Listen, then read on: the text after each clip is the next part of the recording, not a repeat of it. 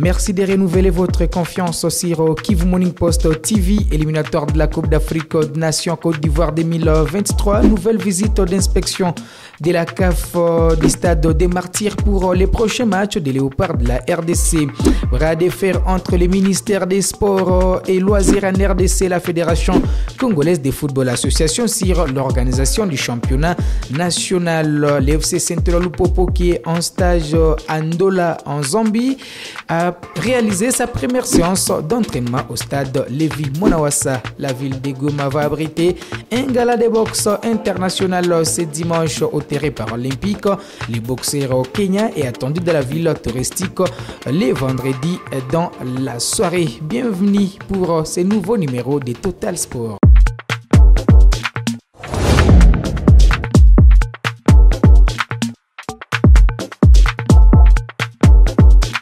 Kivu Morning Post TV va rester la référence du sport au pays. La preuve. Salut les amis, moi je suis Jimmy Mwindo, cycliste international.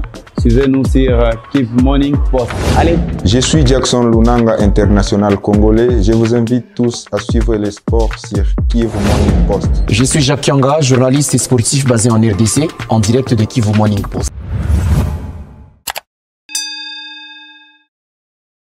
Alors, on va démarrer par les infrastructures sollicitées par la Fédération Congolaise de Football Association. La CAF a procédé à l'inspection du stade des Martyrs de la Pentecôte afin d'analyser les travaux réalisés.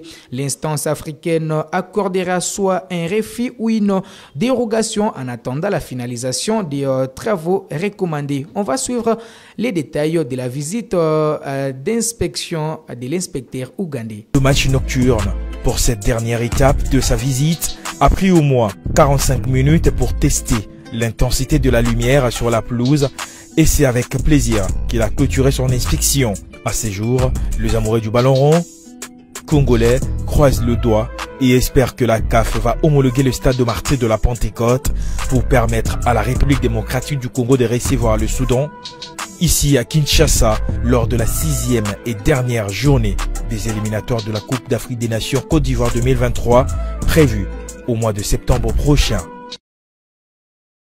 Allez, comme je le disais, bras de fer entre le ministère des Sports et Loisirs et la FECOFA sur l'organisation du championnat. Pour le ministre des Sports, les Conors n'est qu'un groupe de 4 personnes que la Fédération internationale de football association a placé pour organiser les élections à la fédération. Rien de plus. On va suivre les détails.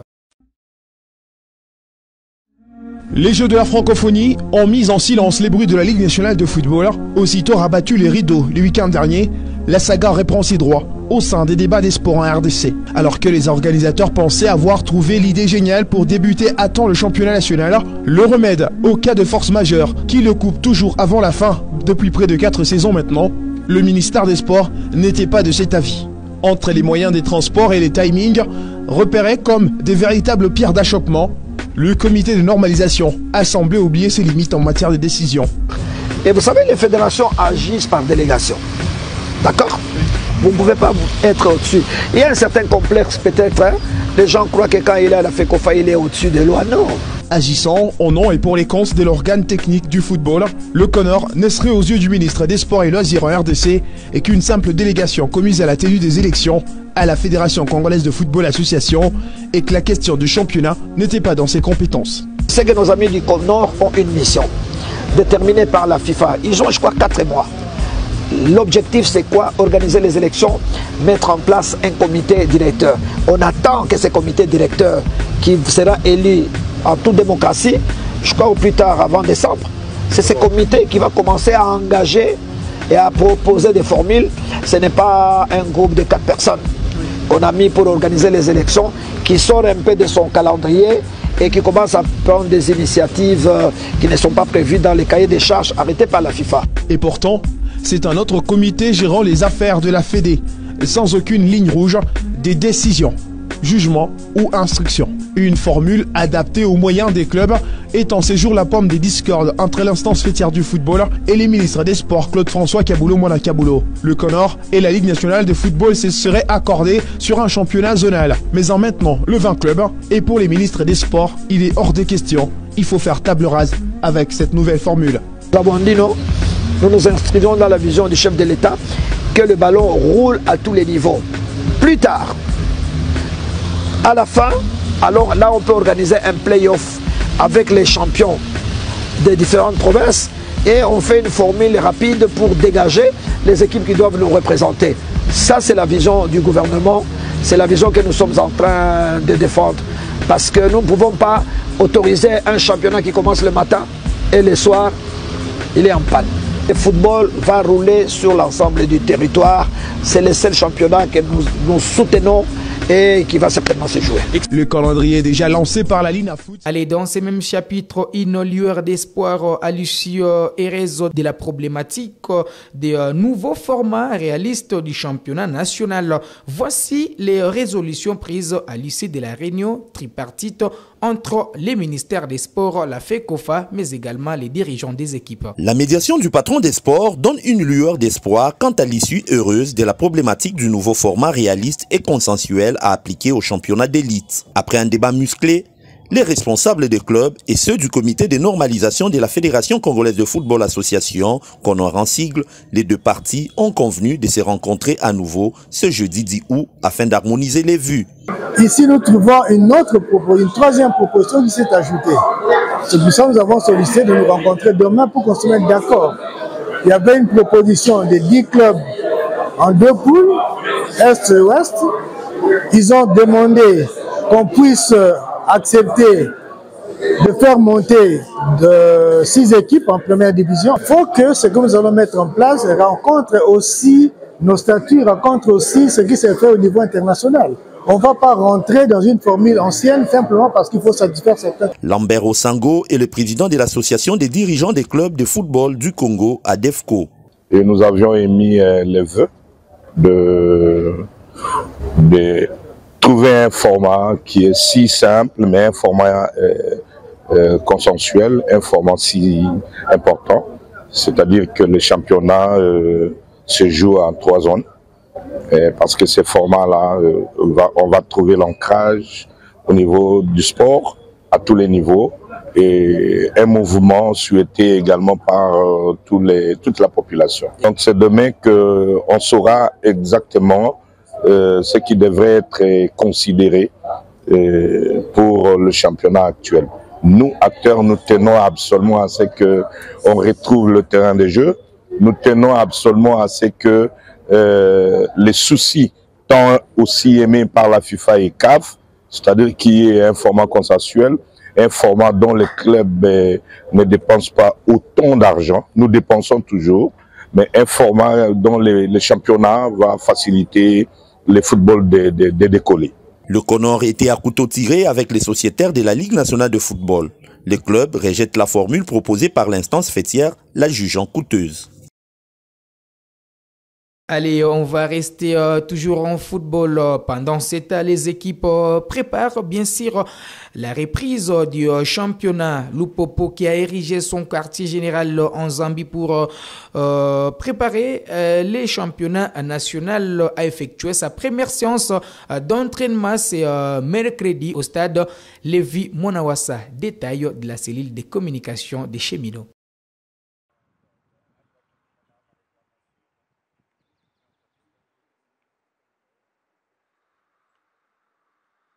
Quatre mois et 10 jours après, les cheminots ont retrouvé le célèbre stade Lévi Monawassa de la ville d'Ndola en Zambie.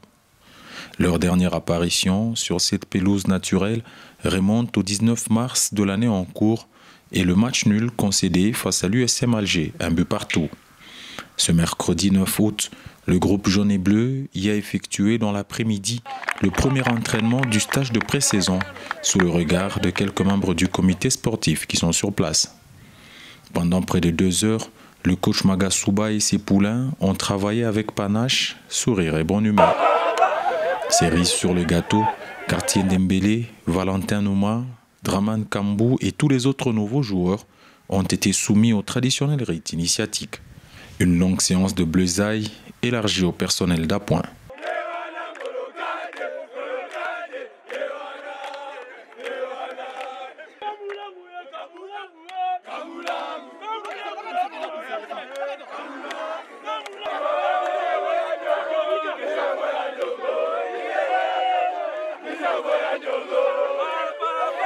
Le coach Mohamed Magasuba a expliqué que l'un des buts principaux d'un stage de préparation est entre autres de créer un esprit de groupe pour une meilleure collaboration. Surtout ce qui est plus important dans les phases de préparation, il faut surtout mettre en valeur l'esprit d'équipe. C'est ça le plus important.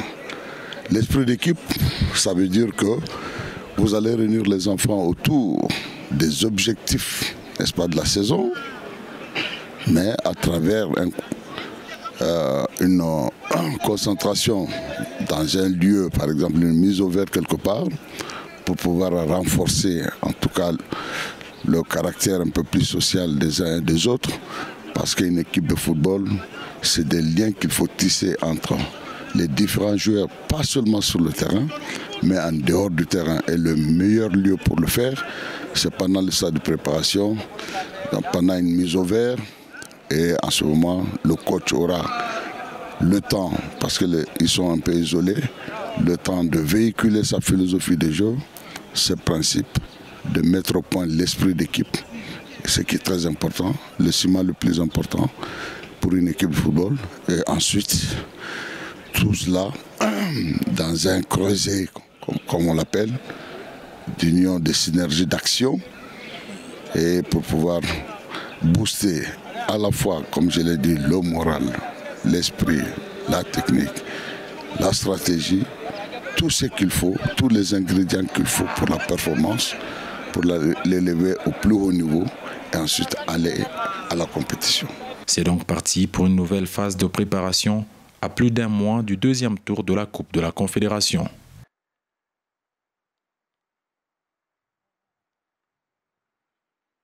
Allez, son rival éternel Mazembe prépare aussi la reprise du championnat. Le président Moïse Katumbi a fait sa part à l'équipe.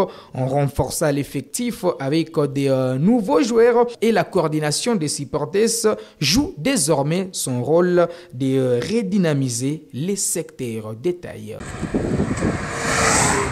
3 francs pour le Corbeau, la Super League, la Ligue des Champions et la Ligue nationale de football. Au pays, le championnat d'élite débute incessamment et les Corbeaux ouvrent les hostilités contre Simba de Kolwezi. Ainsi, avec l'empêchement de Mario Kawel, appelé pour d'autres tâches en dehors du pays, c'est Alexis Kiansa, vice-président, qui conduit une forte délégation dans le Lualaba, précisément à Kolwezi pour la sensibilisation. Aussitôt arrivé le lundi 17 août 2023, dans la soirée, pas de temps à perdre, le comité de la section Kolwezi est convoqué pour palper la réalité. Plus haut, Mazembe, plus haut, Mazembe, Mazembe, Mazembe. Parce que dans le temps, le président Moïse a donné chaque année, il faut sensibiliser ma section. Section, il ne faut pas y avoir un pilote, il faut section, il faut y avoir un ming. Alors, tu me demandais, moi, responsable, et à Moïse Katumbi, pour mon unité, mon mapendo, tolérance. 24 heures après, soit le mardi 8, Alexis Kiansa Moukana et sa suite ont rendez-vous avec les responsables des sections et sous-sections de Kolwezi, Muchacha, Kassaji, Divouma, Sambembe et Kisenge Manganese. Ici, le message est clair, l'unité, l'amour des Mazembe et son président, tout en martelant sur la forte mobilisation pour le match du 24.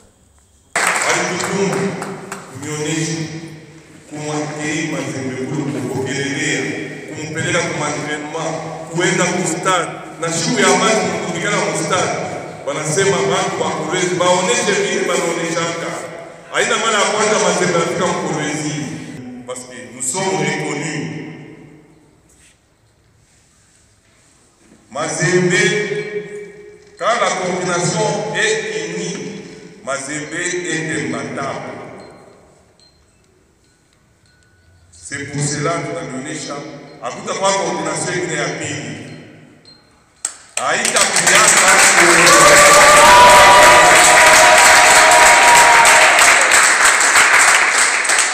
haita kujaza parce que angalia kule ma clé kule kuna mafujo fujo kule. abengaki mbali bobenye balemuya na wekakali abasita benga mbali sika tunendaka mbele c'est parce que tukikalaka indivisible. Ceci dit, tout est bien lancé pour la redynamisation de toutes les sections que compose le TP Mazembe.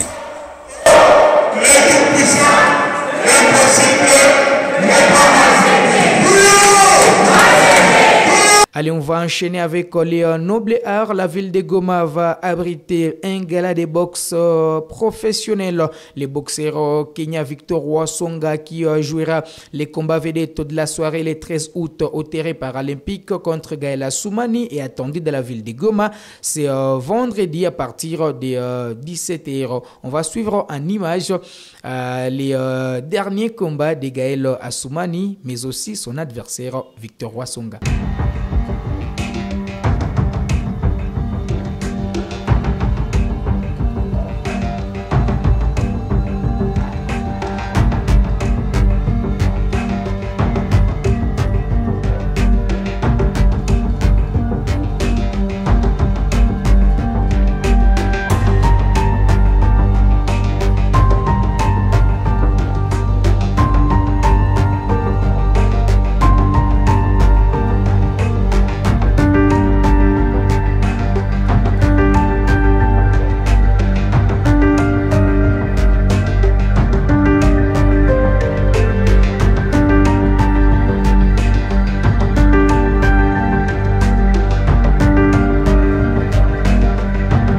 Pour finir, on va vous proposer notre journal du Mercato pour avoir une idée sur les départs, les arrivées et quelques rumeurs des joueurs pendant cette période du Mercato estival. Le flash foot du jour à Tottenham, Harry Kane lance un ultimatum au Bayern Munich. Il est clair, il ne veut pas être transféré après le début du championnat anglais. Selon les informations de Fabrizio Romano, son camp a fait passer le message suivant au Bayern Munich, qui le courtise, et à Tottenham, son club de toujours. La décision sur l'accord doit être prise d'ici la fin de cette semaine. Au Barça, le vice-président Raphaël Just a fait le point sur la situation de Dembélé. Il n'est pas avec nous pour le moment. Nous espérons pouvoir régler ce dossier très bientôt. Nous sommes toujours en négociation avec le PSG et toutes les parties veulent boucler cette opération le plus rapidement possible, a fait savoir le dirigeant du Barça au micro de TV13. Du côté d'Arsenal, accord avec Brentford pour Raya. L'ancien portier de Blackburn va passer sa visite médicale avec le club londonien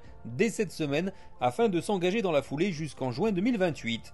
À Arsenal, Raya sera un concurrent pour l'actuel titulaire à ce poste, Aaron Ramsdale. Les Gunners se sont entendus avec les Bees pour une opération estimée à 35 millions d'euros, bonus compris. L'AC Milan ne pense pas au titre de champion d'Italie. C'est en tout cas ce qu'a déclaré son président. Le Scudetto, je ne veux pas y penser. Je dis juste que nous sommes ambitieux et que nous voulons gagner, mais jouer la Ligue des Champions et faire notre chemin en coupe, comme cela s'est produit la saison dernière, est tout aussi important. C'est la condition fondamentale pour rester au top en Italie et en Europe, a déclaré Paolo Scaroni à la Gazzetta dello Sport. Un ancien de la Juve défend Vlahovic. Claudio Gentile a déclaré « Je suis convaincu que Vlahovic n'a montré que 40% de son potentiel à la Juve. Il a marqué des buts incroyables à la Fiorentina et les Bianconeri ont dépensé beaucoup pour l'amener à Turin. Maintenant, je protégerai l'investissement réalisé en 2022. Ne pas oublier que Douzen n'a que 23 ans, tandis que Lukaku en a 30. Ensuite, bien sûr, les managers et Allegri décideront, a déclaré Claudio Gentile à la Gazzetta dello Sport. Victor Osimhen est blessé, le Napoli retient son souffle. Laissé au repos au dernier match amical du Napoli en raison d'une fatigue musculaire, il n'est toujours pas prêt de reprendre. Après quelques séances à la salle, le Capocannoniere est revenu à l'entraînement collectif avec les siens, mais sa séance a été très vite écourtée. Le joueur de 24 ans a quitté très vite la pelouse, ceci en raison d'une entorse à la cheville. Pour l'heure, les Azzurri n'ont pas encore communiqué sur sa durée d'indisponibilité, mais tout porte à croire qu'il pourrait manquer le premier match de la saison en Serie A, selon la presse italienne. Et enfin, le clan Neymar dément une envie de départ et clash la presse française. Selon plusieurs sources espagnoles, confirmées par l'équipe et Foot Mercato, le Brésilien aurait demandé son départ il y a quelques jours. Information démentie par le père de Neymar en personne, qui n'hésite pas à vivement tacler le quotidien français l'équipe en le renommant l'e-fake. Même son de cloche pour Fabrizio Romano qui dément que Neymar aurait demandé son départ. Le feuilleton semble malgré tout persister malgré le démenti.